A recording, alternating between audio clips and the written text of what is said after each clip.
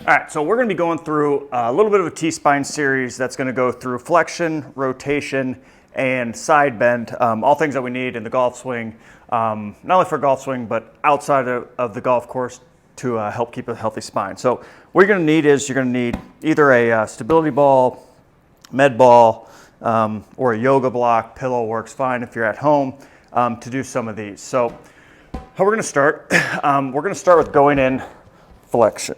So I'm going to hug the ball. So it's actually not a horrible thing if I feel like I'm getting a little bit of roundness from the spine, because that's going to enable me to kind of get my breaths towards the back side of the ribs as opposed to the front where we're kind of normally breathing. So what you're going to think about is keeping everything basically from the waist or like belly button down still, and we're just going to get motion, trying to get motion from each vertebrae, one vertebrae at a time, all the way down until you feel like the ball's maybe at about belly button, and then you're going to be coming back up vertebrae at a time. So we're going to start up holding the ball. Mike's good. Okay, so elbows are going to feel like they're almost like reaching for the wall in front of you, and we're going to start out with just giving me a couple breaths. And when you breathe out, you should feel like the ribs move away from the ball. Then you lock that down. We're going to go another breath, full exhale.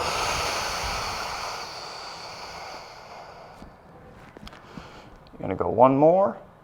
Feel like you're breathing out the back side of the ribs.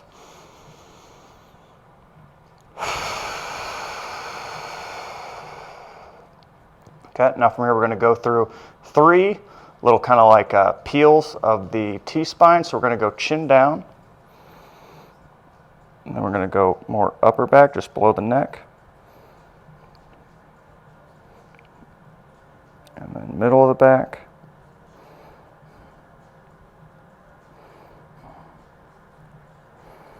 And we're going to get down towards the belly button. And then we're going to slowly come up. So it should feel like those erectors are working to pull you back into your starting position.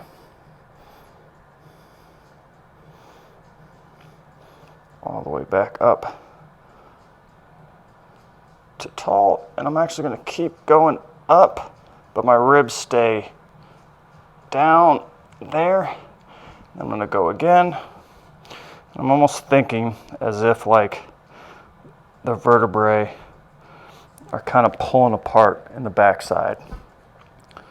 Almost like dominoes. Getting rounding. Going down. Now I'm showing you from this one, you can definitely use a wall as feedback, which would probably be better. But I just want to be able to show you this side view. Coming back up.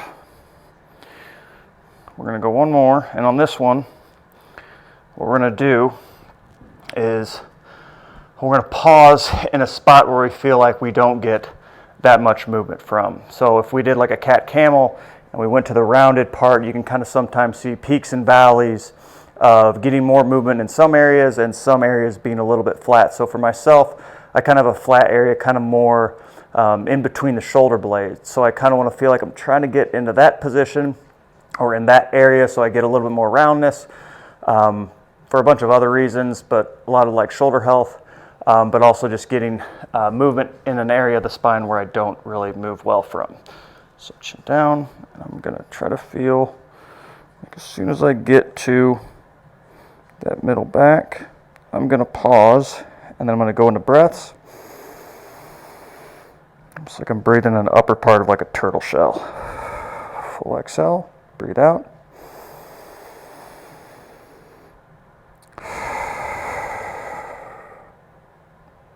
Then I'm going to continue down. And then I'm going to go back up.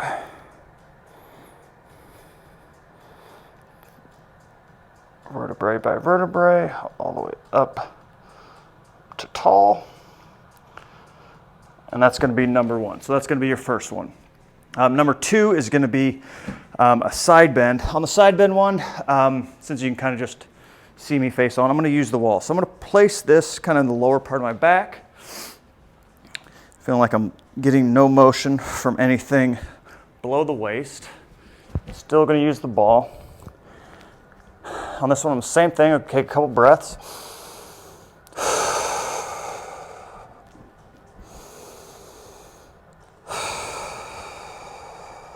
Okay.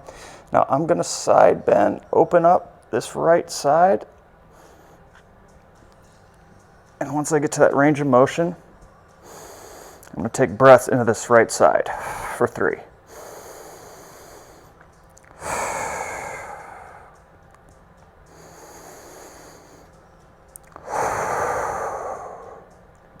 I'm going to breath in, and when I breathe out, I'm going to go back up to the middle, and I'm going to go the opposite side. So these are also kind of an assessment to see where you move well from or where you don't move well from, for you to spend a little bit of time in those areas. So I side bend, I'm going to breathe out the left side. So as I breathe in the left side, when I exhale, I kind of want to feel like my ribs are being pulled down on the right to open up the left.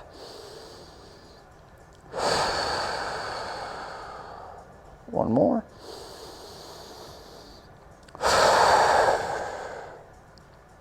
Breath in. And when I breathe out, it's like these oblique muscles are working as I exhale to pull the ribs down and get back to my starting position. And then I'm just going to go side to side for 3. Side, breath in.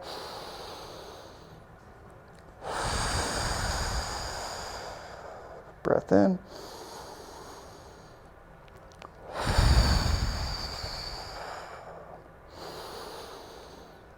So I'm feeling like that air exhaling along with that kind of obliques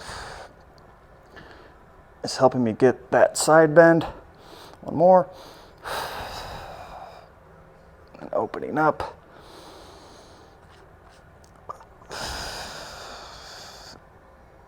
For 3. Okay. Now for our last one, what we're going to do is I'm going to go. I'm still going to have the block up against me. So if you want, you can also go kind of yoga block on the lower back, maybe butt area. Lock down the knees, and then from there we're going to go rotations. So my elbows are again pointed at the camera. I'm going to go breath in, and I'm going to breathe out. And I'm going to keep looking at the camera as I rotate. I'm going to come back, breath in, rotate,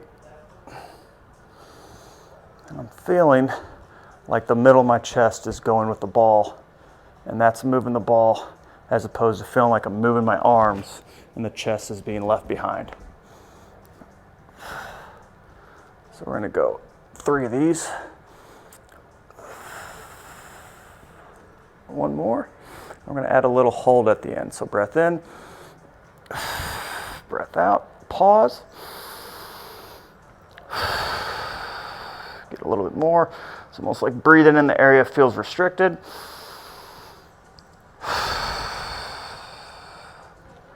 Come back to the other side, to the right, there. I'm working almost to feel like I'm trying to get this right shoulder behind the head or this left shoulder underneath my chin. And then coming back. All right, so do those 3. See maybe which one you're not so great at. If it's all of them, do all of them. If maybe it's one of them or a couple of them, do that so you can be a little bit more specific for yourself and what your spine needs.